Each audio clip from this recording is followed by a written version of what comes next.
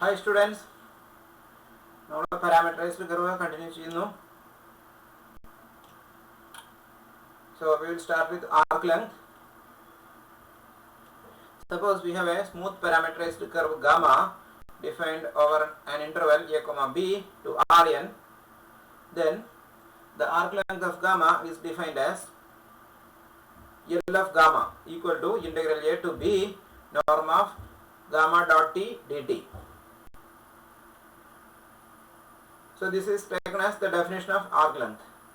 Now why this definition? What is the motivation? So let us go to the next slide. Okay, this curve, parameterized curve in Rn, and I want to measure the length of this. So what I do is I will partition this gamma into subarcs.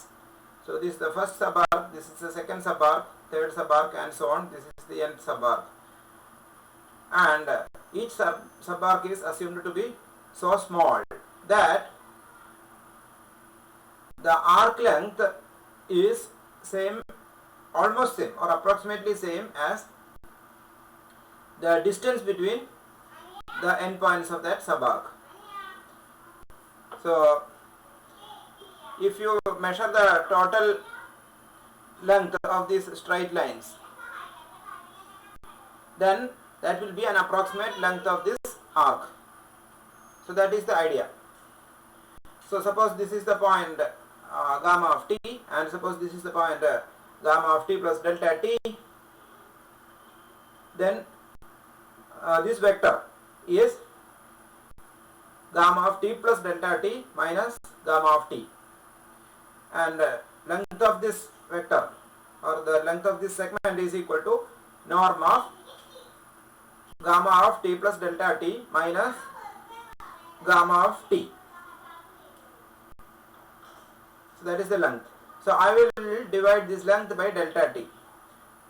So look at norm of gamma of t plus delta t minus gamma of t divided by delta t.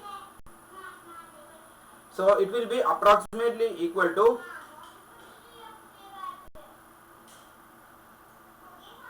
norm of gamma dot t,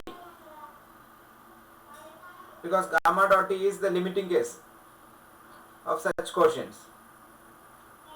Therefore, norm of gamma of t plus delta t minus gamma of t is approximately equal to norm of gamma dot t into delta t. Now you sum such lengths. So what you will get? You will get the approximate length of this. So summation in the limiting process is integration. So that is why you have length of gamma equal to integral a to b norm of gamma dot t dt. This is the formula. Because norm of gamma dot t dt will be the approximate length of a subarc. So if you sum or if you integrate the approximate sums of the subarcs, you will get the length of gamma.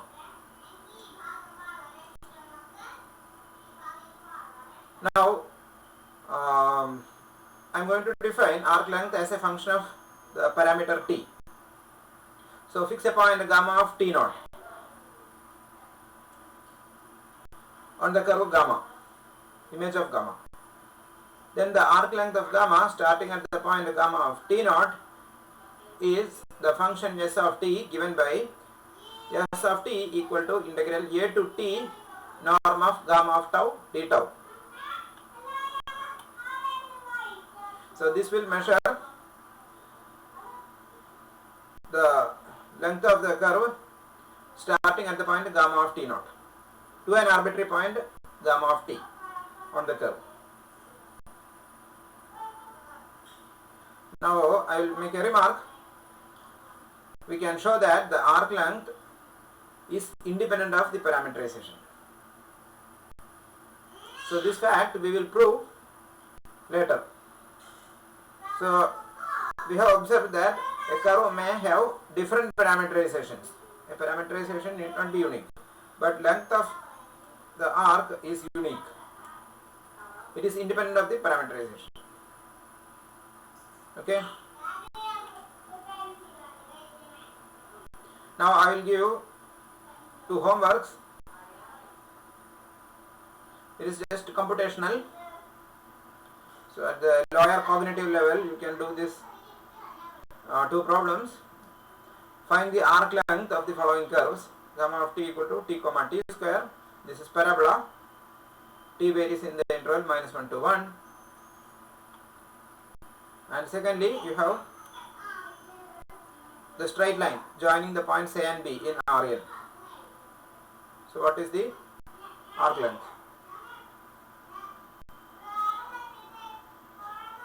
Next, arc length is a differentiable function of t. This is a very important property. We will prove this. What is S of t? S of t is given by this formula. We can use fundamental theorem of calculus and write ds by dt, or S dash t is equal to the value of the integrand at the upper limit. So norm of gamma dot t for all t in AB. So this is precisely saying S of t is differentiable because the derivative exists. And this number, norm of gamma dot t, is called the speed of the curve. So speed at the point gamma of t is norm of gamma dot t. And we say gamma is a unit speed curve if norm of gamma dot t is equal to 1. Or in other words, gamma dot t is a unit vector for all t.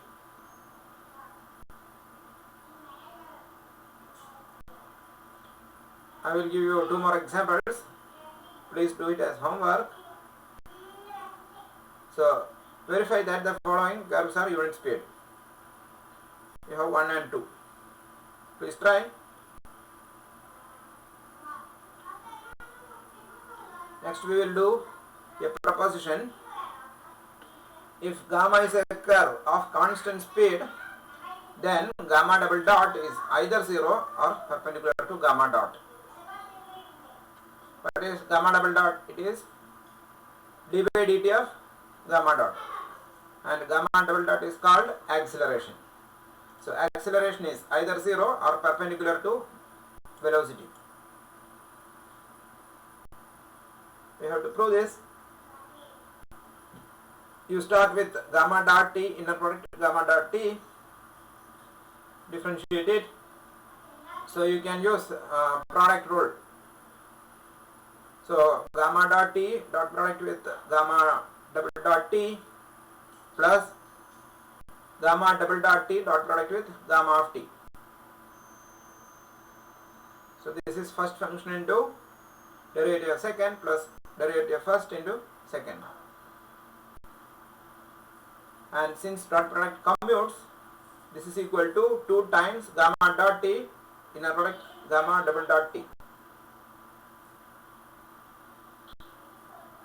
Now look at the LHS. In the LHS you have gamma dot t inner product gamma dot t. So it is precisely norm of gamma dot t square, namely speed, square of the speed. But speed is given to be constant. So this is constant, that means this is constant. So derivative must be equal to 0. That means right side equal to 0.